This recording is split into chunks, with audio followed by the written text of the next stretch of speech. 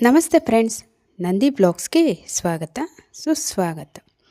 ಈ ತಿಂಗಳ 7ನೇ ತಾರೀಕಿನಂದು ಅಂದರೆ ಇವತ್ತಿನ ದಿನ ಸಂಪೂರ್ಣ ರಾಹುಗ್ರಸ್ತ ಚಂದ್ರಗ್ರಹಣ ಬಂದಿರುವುದು ನಿಮಗೆ ಗೊತ್ತೇ ಇದೆ. ಇದರ ಜೊತೆಗೆ ಮಹಾಲಯ ಹುಣ್ಣಿಮೆ ಕೂಡ ಇದೆ.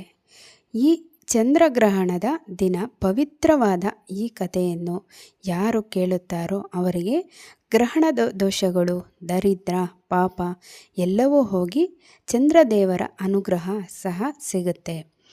ಸಂಪೂರ್ಣವಾಗಿ ಈ ಕಥೆಯನ್ನು ಕೇಳಿ ಬನ್ನಿ, ಕೇಳೋಣಂತೆ. ಹಿಂದಿನ ಕಾಲದಲ್ಲಿ ಒಂದು ಸುಂದರವಾದ ಕಾಡಿನಲ್ಲಿ ಒಂದು ಚಿಕ್ಕ ಪಕ್ಷಿ ವಾಸವಿತ್ತು. ಆ ಪಕ್ಷಿಯನ್ನು ಎಲ್ಲರೂ ಗಂಗಮ್ಮ ಎಂದು ಪ್ರೀತಿಯಿಂದ ಕರೆಯುತ್ತಿದ್ದರು. ಆ ಪಕ್ಷಿ ತುಂಬಾ ಬುದ್ಧಿಶಾಲಿ, ದೇವರ ಮೇಲೆ ಭಕ್ತಿ ಕೂಡ ತುಂಬಾ ಜಾಸ್ತಿ. ಪ್ರತಿ ವರ್ಷ ಬರುವ ಚಂದ್ರಗ್ರಹಣ ದಿನದಂದು ಆ ಪಕ್ಷಿ ಕೆಲವು ನಿಯಮ ನಿಷ್ಠೆಗಳನ್ನು ಪಾಲಿಸುತ್ತಿತ್ತು. ಚಂದ್ರಗ್ರಹಣದ ದಿನದಂದು ಆ ಪಕ್ಷಿ ನದಿಯೊಳಗೆ ಸ್ನಾನ ಮಾಡಿ ದೇಹವನ್ನು ಶುಭ್ರಪಡಿಸಿಕೊಂಡು ಉಪವಾಸವಿದ್ದು ದೇವರ ಮೇಲೆ ಮನಸ್ಸನ್ನು ಇಡುವ ಮೂಲಕ ಮನಸ್ಸು ಕೂಡ ಶುಭ್ರಪಡಿಸಿಕೊಳ್ಳುತ್ತಿತ್ತು. ಅದರ ನಂತರ ಆ ಪಕ್ಷಿ ಓಂ ನಮಃ ಶಿವಾಯ, ಓಂ ನಮಃ ಚಂದ್ರದೇವಾಯ, ಓಂ ಭಗವತೆ ವಾಸುದೇವಾಯ ಇಂತಹ ಕೆಲವು ಪವಿತ್ರವಾದ ಮಂತ್ರಗಳನ್ನು ಅತಿ ಶ್ರದ್ಧಾಭಕ್ತಿಯಿಂದ ಜಪಿಸುತ್ತಿತ್ತು.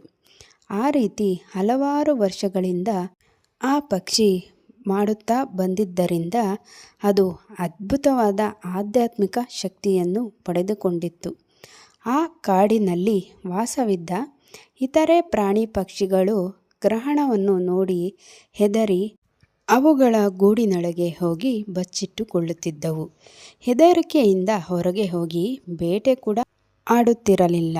ಆದರೆ ಗಂಗಮ್ಮ ಪಕ್ಷಿ ಗ್ರಹಣದ ದಿನದಂದು ತುಂಬ ಭಕ್ತಿಯಿಂದ ನಿಯಮ ನಿಷ್ಠೆಗಳನ್ನು ಆಚರಿಸುತ್ತಾ ಮಂತ್ರ ಜಪ ಮಾಡುತ್ತಿತ್ತು.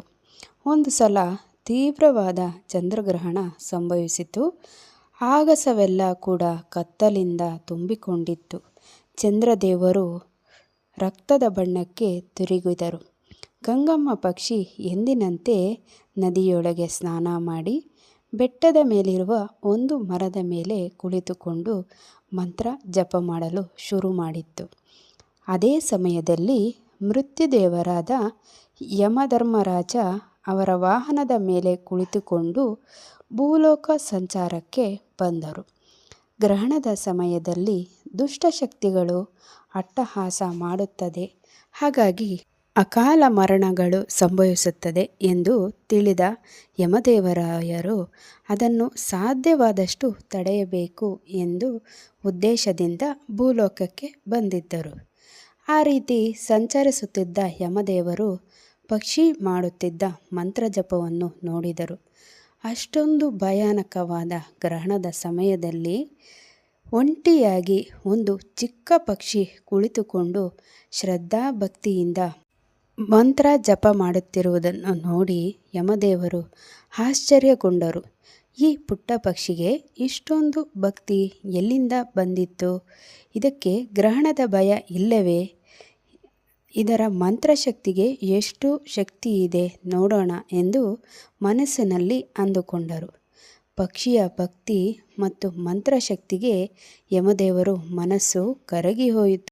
ಅಷ್ಟರಲ್ಲಿ ಒಂದು ಮಾಯಾವಿ ಹೊಗೆ ಆ ಕಾಡನ್ನು ಆಕ್ರಮಿಸಲು ಶುರು ಮಾಡಿತು.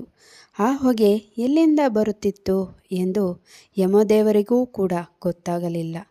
ಆ ಹೊಗೆ ಯಾರ್ಯಾರನ್ನು ತಾಕುತ್ತಿತ್ತು ಅವರೆಲ್ಲ ಕೂಡ ಅವರ ನೆನಪಿನ ಶಕ್ತಿಯನ್ನು ಕಳೆದುಕೊಂಡರು. ಮನುಷ್ಯರು ಹುಚ್ಚರಂತೆ ನಡೆದುಕೊಳ್ಳಲು ಶುರು ಮಾಡಿದರು. ಪ್ರಾಣಿಗಳು ಇನ್ನೊಂದು ಗಲಾಟೆಯನ್ನು ಇಟ್ಟುಕೊಂಡು ಕಾಡೆಲ್ಲ ಹುಚ್ಚರ ಸಂತೆಯಂತೆ ಬದಲಾಯಿತು. ಇದೆಲ್ಲ ಆ ಮಾಯಾವಿ ಹೊಗೆಯಿಂದ ನಡೆಯುತ್ತದೆ ಎಂದು ಯಮದೇವರಿಗೆ ಗೊತ್ತಾಯಿತು. ಆ ಮಾಯಾವಿ ಹೊಗೆಯ ಹಿಂದೆ ಯಾವುದೋ ಒಂದು ದುಷ್ಟಶಕ್ತಿ ಇದೆ ಎಂದು ಅರ್ಥವಾಯಿತು. ಆಗ ಪಕ್ಷಿ ಅದರ ಮಂತ್ರ ಜಪವನ್ನು ಮುಗಿಸಿ ಕಣ್ಣು ಬಿಟ್ಟು ನೋಡಿತು. ಧ್ಯಾನಕ್ಕೆ ಕುಳಿತುಕೊಂಡಾಗ ಅಷ್ಟೊಂದು ಪ್ರಶಾಂತವಾಗಿದ್ದ ಆ ಕಾಡು ಈಗ ಹುಚ್ಚರ ಸಂತೆಯಂತೆ ಹೇಗೆ ಬದಲಾಯಿತು ಎಂದು ಪಕ್ಷಿಗೆ ನಂಬಲಾಗಲಿಲ್ಲ. ಆಗ ಯಮದೇವರು ಪಕ್ಷಿಯ ಹತ್ತಿರ ಬಂದು, ಕಂದ, ನಿನ್ನ ಭಕ್ತಿ ನನ್ನನ್ನು ಎಷ್ಟೋ ಮೆಚ್ಚಿಸಿದೆ. ನೀನು ಜಪಿಸಿದ ಮಂತ್ರಗಳಿಗೆ ಇರುವಂಥ ಶಕ್ತಿ ಅಪಾರ. ಆದರೆ ಈಗೊಂದು ದೊಡ್ಡ ಆಪತ್ತು ಬಂದಿದೆ. ಈ ಮಾಯಾವಿ ಹೊಗೆ ಸಕಲ ಜೀವರಾಶಿಯನ್ನು ನಾಶ ಮಾಡುತ್ತದೆ. ಇದನ್ನು ನಿಲ್ಲಿಸಲು ನಿನ್ನ ಸಹಾಯ ನನಗೆ ಬೇಕು ಎಂದು ಹೇಳಿದರು. ಪಕ್ಷಿ ಹೆದರದೆ, ನಾನೇನು ಮಾಡಲಿ ಸ್ವಾಮಿ ಎಂದು ಕೇಳಿತು. ಆಗ ಯಮದೇವರು, ಕಂದ, ನಿನ್ನ ಭಕ್ತಿಯಲ್ಲಿರುವ ಪವಿತ್ರತೆ, ನೀನು ಜಪಿಸಿದ ಮಂತ್ರಗಳಲ್ಲಿ ಇರುವ ಶಕ್ತಿ ಈ ಮಾಯಾವಿ ಹೊಗೆಯನ್ನು ಹಿಂದಕ್ಕೆ ಓಡಿಸಬಲ್ಲದ್ದು. ನೀನು ಈ ಕೂಡಲೇ ಈ ಮರವನ್ನು ಆವರಿಸುವ ತೇಜಸ್ಸನ್ನು ಈ ಹೊಗೆಯ ವಿರುದ್ಧ ಕಳಿಸು. ನೀನು ಆ ರೀತಿ ಮಾಡುವುದರಿಂದ ಆ ಹೊಗೆ ನಾಶವಾಗುತ್ತದೆ ಎಂದು ಹೇಳಿದರು. ಪಕ್ಷಿ ಆ ಕೂಡಲೇ ಯಮದೇವರು ಹೇಳಿದಂತೆ ಮಾಡಿತು. ಅದು ಅದರ ಭಕ್ತಿ ಮತ್ತು ಶಕ್ತಿಯನ್ನು ಉಪಯೋಗಿಸಿ ಆ ಪವಿತ್ರ ಮರವನ್ನು ಆವರಿಸಿದ ತೇಜಸ್ಸನ್ನು ಮಾಯಾವಿ ಹೊಗೆಯ ವಿರುದ್ಧ ಕಳುಹಿಸಿತು. ಅದರ ಮಂತ್ರಶಕ್ತಿ ಆ ತೇಜಸ್ಸಿನಲ್ಲಿ ಬೆರೆತು ಮಾಯಾವಿ ಹೊಗೆಯನ್ನು ನಾಶಪಡಿಸಿತು. ಕ್ಷಣ ಮಾತ್ರದಲ್ಲಿ ಆ ಹೊಗೆಯೆಲ್ಲ ಮಾಯವಾಯಿತು. ಆ ಹೊಗೆ ಮಾಯವಾದ ತಕ್ಷಣ ಅದುವರೆಗೂ ಬುದ್ಧಿಶಕ್ತಿ ಕಳೆದುಕೊಂಡಿದ್ದ ಮನುಷ್ಯರು, ಪ್ರಾಣಿಗಳು, ಪಕ್ಷಿಗಳು ಮತ್ತೆ ಪುನರ್ಜ್ಞಾನವನ್ನು ಪಡೆದುಕೊಂಡರು. ಎಲ್ಲರೂ ಯಮದೇವರಿಗೂ ಪಕ್ಷಿಗೂ ಕೃತಜ್ಞತೆ ಹೇಳಿದರು. ಆಗ ಯಮದೇವರು ಪಕ್ಷಿಯೊಂದಿಗೆ, ನಿನ್ನ ಧೈರ್ಯ, ಮಂತ್ರಶಕ್ತಿ ಪ್ರಪಂಚವನ್ನು ದೊಡ್ಡ ಆಪತ್ತಿನಿಂದ ಕಾಪಾಡಿದೆ. ನಿನ್ನ ಯಾವಾಗಲೂ ನೆನಪಿಟ್ಟುಕೊಳ್ಳುತ್ತೇನೆ ಎಂದು ಹೇಳಿ ಮಾಯವಾದರು. ಅದಕ್ಕೆ ನೋಡಿ ಹೇಳೋದು, ಮಂತ್ರಶಕ್ತಿಗೆ ಇರೋ ಶಕ್ತಿ ತುಂಬ ಅಪಾರ ಅಂತ.